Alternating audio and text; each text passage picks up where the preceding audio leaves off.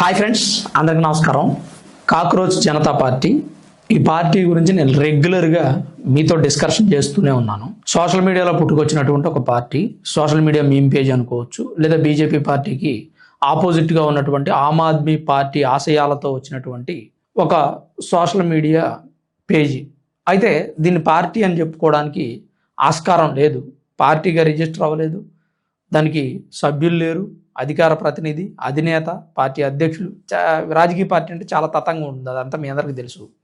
అయితే నేను కాక్రోచ్ పార్టీని విమర్శిస్తూ ఎన్నో వీడియోలు చేశాను. కానీ కాక్రోచ్ పార్టీ లాంటి ఒక పార్టీ భారతదేశంలో వస్తే ఎలా ఉంటుంది అంటే, యంగ్స్టర్స్ ఒక పార్టీని ఫామ్ చేస్తే, ఇప్పుడు కాక్రోచ్ పార్టీని నేను ఎందుకు విమర్శిస్తున్నాను అంటే, ఆ పార్టీ యొక్క సిద్ధాంతాలు దేశ వ్యతిరేకంగా ఉండడం ఒక కారణం అయితే, బీజేపీ పార్టీకి వ్యతిరేకంగా ఉండడం మరొక కారణం. అందుకు నేను వ్యతిరేకిస్తున్నాను. జాతీయ భావజాలం కలిగినటువంటి పార్టీలు మన దేశంలో చాలా అవసరం. ఎందుకంటే దేశాన్ని కాపాడుకోవాలి. ఇప్పుడు దేశం ఉంటేనే మీరైనా నేనైనా. ఈరోజు నేను స్టూడియోలో కూర్చొని పాడ్కాస్ట్ వీడియోలు చేస్తున్నాను అంటే దానికి కారణం దేశం, భారతదేశం నాకు ఇచ్చినటువంటి ధైర్యం, నా దేశం సురక్షితంగా ఉంది అనేటువంటి నమ్మకం. ఆ నమ్మకాన్ని కలిగించేటువంటి ఒక పార్టీ కావాలి.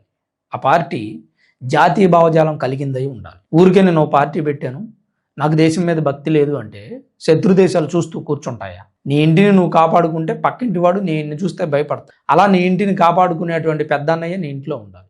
ఆ పెద్దన్నయ్య మనస్తత్వం కలిగినటువంటి పార్టీలు మన దేశంలో ఎన్ని ఉన్నాయి.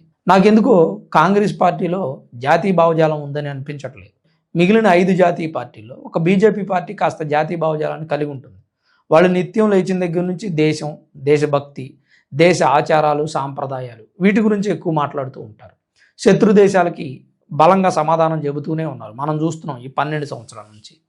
పైగా బీజేపీ పార్టీ అధికారంలో ఉన్నప్పుడే శత్రువులు మన మీద దాడి చేయడానికి వస్తారు. ఎందుకంటే శత్రువులను ఎప్పుడైతే వ్యతిరేకిస్తామో వాళ్ళు అప్పుడు మన మీద దాడి చేస్తారు, లేదా మన శత్రువుల మీద దాడి చేస్తే వాళ్ళు రక్షించుకునే ప్రయత్నం జరుగుతుంది. అంతేగాని శత్రువులకు సపోర్ట్ చేసే పార్టీ దేశంలో ఉందనుకోండి, అప్పుడు మన మీద దాడి చేయాల్సిన అవసరం లేదు. ఇది గతంలో జరిగినటువంటి పరిస్థితి. బీజేపీ పార్టీ పుట్టుకొచ్చింది. ఈ పార్టీ యొక్క భావజాలం ఏంటి?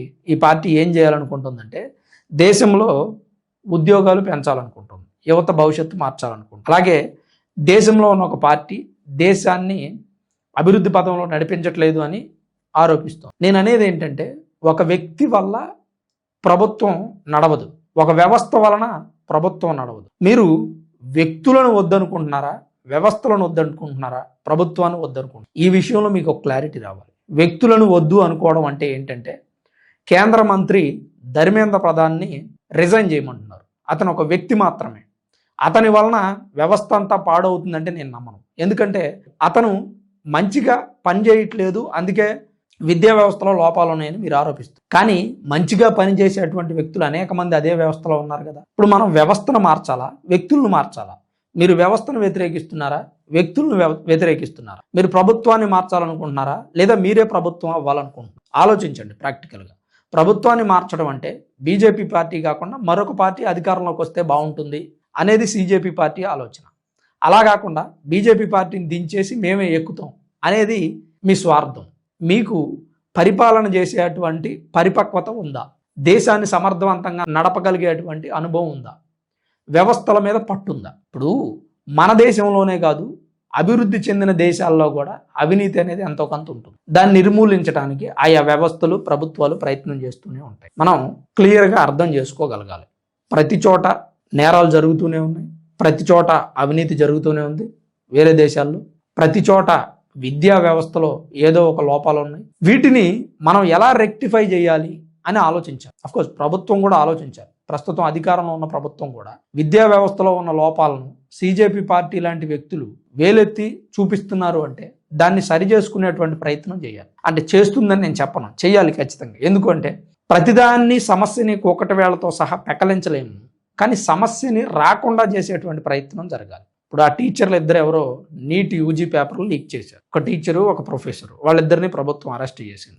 వాళ్ళని అరెస్ట్ చేస్తే ఆ వ్యవస్థలో ఉన్నటువంటి అలాంటి బుద్ధి కలిగిన వ్యక్తుల్ని మనం కంట్రోల్ చేయగలమా? చేయలేము. కానీ దానికి ఏం చేయాలి? మనిషిలో మార్పు రావాలా, వ్యవస్థలో మార్పు రావాలా. మనుషుల్ని మార్చడం అంటే సాధ్యమయ్యేటువంటి పని కాదు. ఎక్కడో అక్కడ ఎవడో ఒకడు ఏదో ఒక టైంలో గడ్డి తింటూనే ఉంటాడు. వాళ్ళని మనం ఎలా మార్చగలం? మార్చాలి అంటే వ్యవస్థల్లో పనిచేసేటువంటి ప్రముఖ వ్యక్తులు మిగిలిన వ్యక్తులతో నిత్యం అనుసంధానం అయి ఉండాలి. వారి యొక్క పనులను నిత్యం పర్యవేక్షిస్తూ ఉండాలి. ఈ వ్యక్తి యొక్క క్యారెక్టర్ ఏంటనేది ప్రతిసారి చెక్ చేసుకుంటూనే ఉండాలి. నీట్ యూజీ పేపర్ లీక్ చేసిన టీచరు, ప్రొఫెసరు లంచం తీసుకోకుండా లీక్ చేసి ఉంటారంటారా? లంచం తీసుకునే ఉంటారు. కేంద్ర మంత్రిని రాజీనామా చేయించండి, తప్పు కాదు. కానీ రాజీనామా చేయిస్తే రీప్లేస్ చేసే వ్యక్తి ఎవరు? అతను తప్పు చేయడని ఏమన్నా గ్యారెంటీ ఉందా? పైగా కేంద్ర మంత్రి తప్పు చేశాడు అనడానికి ఆధారాలు లేవు. అతను అసమర్థుడు కాబట్టి ఆ వ్యవస్థలో లోపం జరిగిందని మీరు ఆరోపిస్తున్నారు. సమర్థవంతమైన వ్యక్తి ఎవరు? వ్యవస్థలో జరిగిన లోపాలకి వ్యక్తులను తప్పుపడదామా, లేదా వ్యక్తుల్ని తొలగిద్దామా, తొలగించి ఆ వ్యవస్థను బాగు చేద్దామా, లేదా వ్యవస్థలు అన్నీ కూడా ప్రభుత్వ ఆధీనంలో ఉన్న తప్పులు జరగకుండా ఎలా చూడాలనే అంశం మీద మనం పోరాటం చేద్దాం. బీజేపీ పార్టీ కాదు, కాంగ్రెస్ పార్టీ కాదు, బీఎస్పీ పార్టీ కాదు, ఆమ్ ఆద్మీ పార్టీ కాదు, ఏ పార్టీ వచ్చినా వ్యవస్థల్లో లోపాలు అనేది ఖచ్చితంగా జరుగుతాయి. ఇంకా వివరంగా చెప్పాలంటే గత ప్రభుత్వాల వ్యవస్థల్లో అనేక రకాలైనటువంటి అరాచకాలు జరిగాయి, దోపిడీలు జరిగాయి. మరి వాటిని నియంత్రించలేనటువంటి ప్రభుత్వాలు ఈరోజు అధికారంలో లేవు. అంటే చేయగలుగుతున్నటువంటి పార్టీ ఇంకా సమర్థవంతంగా చేయాలంటే ఏం చేయాలి? ఇంకా సమర్థవంతంగా క్షేత్ర స్థాయిలో ఉన్నటువంటి లోపాలను సవరించాలంటే ఎలాంటి నిర్ణయాలు తీసుకుంటే బాగుంటుంది అనేది సీజేపీ పార్టీ వాళ్ళు చెప్పడంలో ఫెయిల్ అయ్యారు. వ్యవస్థలను కంట్రోల్ చేయడం, వ్యక్తులను కంట్రోల్ చేయడం, లేదంటే అవినీతిని నిర్మూలించడం, ఉపాధి ఉద్యోగ అవకాశాలు పెంచడం, వీటి మీద వాళ్ళు దృష్టి పెట్టలేదు. కావాలి అని డిమాండ్ చేస్తున్నారు, అంతేగాని ప్రస్తుత ప్రభుత్వం ఎలా చేయలేకపోయింది అనేదాన్ని చూపించలేకపోతే, పోనీ మీరు వస్తే ఎలా చేస్తారు అనేది చెప్పలేకపోతే, మీరు 50% రిజర్వేషన్స్ కావాలి మహిళలకు అంటున్నారు, మరి మీరు వస్తే రిజర్వేషన్స్ ఎలా ఇస్తారు అనేది చెప్పట్లేదు. 33% రిజర్వేషన్స్ ప్రస్తుతం ఉన్న ప్రభుత్వం ఇస్తాను అంటే మీతో పాటు సేమ్ ఐడియాలజీ కలిగినటువంటి పార్టీలు వ్యతిరేకిస్తారు. ఇండియా కూటమి పార్టీ మరి మీరు ఎలా 50% రిజర్వేషన్స్ ఇవ్వగలరా?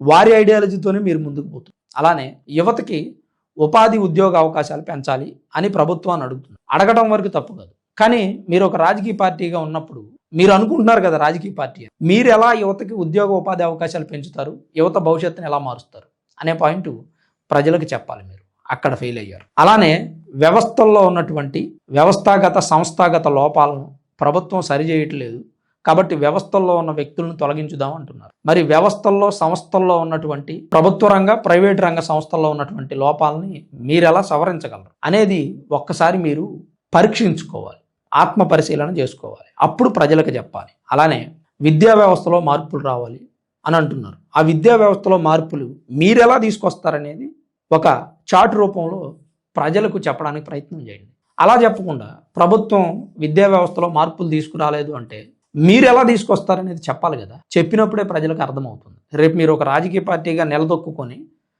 ఎలక్షన్స్లో పోటీ చేసి ప్రజలు మీకు మద్దతు ఇచ్చి గెలిపించాలి అంటే ముందు మీకు సరైన అవగాహన ఉండాలి. ఆమ్ ఆద్మీ పార్టీ షాడోలాగా మీరు కనిపించకూడదు. ప్రజెంట్ అదే రాంగ్ స్టెప్ సీజేపీ పార్టీ వేసింది. ఆమ్ ఆద్మీ పార్టీ షాడోలాగా కనిపిస్తున్నారు.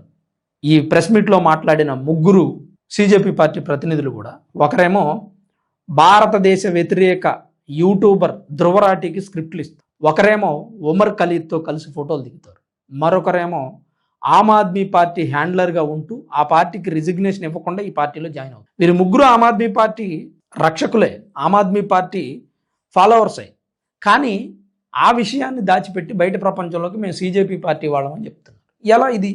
సో ఇలాంటి పాయింట్స్ వల్ల సీజేపీ పార్టీ యొక్క సిద్ధాంతాలు నిర్వీర్యమైపోయాయి. అసలు సీజేపీ పార్టీకి సిద్ధాంతాలే లేవు, ఇంకా నిర్వీర్యం ఎలా అవుతాయి? ఉన్నటువంటివి సిద్ధాంతాలు కాదు, ప్రభుత్వాన్ని డిమాండ్ చేస్తున్న అంశాలు. డిమాండ్స్ ఎలా సిద్ధాంతాలు అవుతాయి? అసలు ఆ పార్టీకి సిద్ధాంతమే లేదు. సో ఇక్కడ సీజేపీ పార్టీ ప్రతినిధులు క్లియర్గా మీరు ఒక సిద్ధాంతంతో ముందుకు రావాలి. మీరు రాజకీయ పార్టీగా ఉంటే దేశంలో వచ్చే మార్పులు ఏంటో చెప్పాలి. వ్యవస్థాగత సంస్థాగత లోపాలను మీరు ఎలా సవరిస్తారో చెప్పాలి. విద్యా వ్యవస్థలో మార్పులు ఎలా తీసుకొస్తారో చెప్పాలి. ఉపాధి ఉద్యోగ అవకాశాలు ఎలా కల్పిస్తారో చెప్పాలి. ఇవన్నీ చెప్పలేనప్పుడు మీరు రాజకీయ పార్టీ అని చెప్పుకోవద్దు.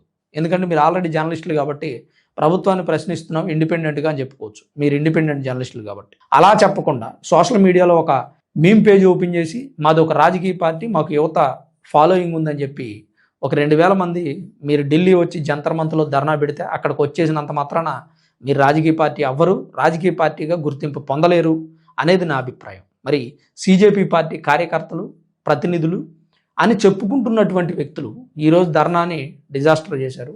దీని మీద మీ అభిప్రాయం ఏంటి? అసలు CJP పార్టీ వ్యవస్థాగత సంస్థాగత లోపాలను సవరించగలదా? దానికి ఒక సిద్ధాంతం అంటూ ఉందా? మీ అభిప్రాయం ఏంటనేది తప్పకుండా కామెంట్ రూపంలో రాయండి. వీడియో చూస్తున్న ప్రతి ఒక్కరు దయచేసి లైక్ చేయండి. కుదిరితే మరికొంతమందికి ఈ ఇన్ఫర్మేషన్ని షేర్ చేయండి. CJP పార్టీలో జాయిన్ అవుదాం అనుకునేటువంటి ఉడుకు రక్తం మరిగిపోతున్నటువంటి యువతకి తప్పకుండా షేర్ చేస్తారని ఆశిస్తూ, ఇప్పటి వరకు ఈ వీడియో చూసిన మీ అందరికీ పేరు పేరున ప్రత్యేకించి ధన్యవాదాలు.